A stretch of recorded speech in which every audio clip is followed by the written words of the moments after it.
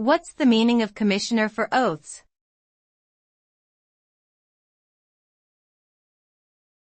Commissioner for Oaths.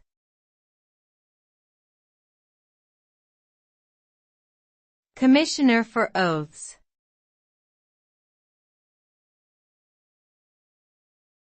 Commissioner for Oaths.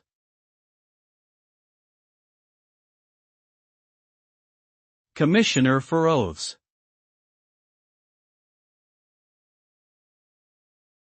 A commissioner for oaths is a person authorized to administer oaths and affirmations, typically for legal purposes.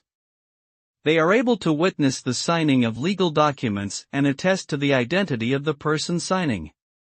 The commission is usually granted by a government agency and is subject to regulations specific to each jurisdiction. The presence of a commissioner for oaths provides assurance that the document has been properly executed and can be relied upon in legal proceedings.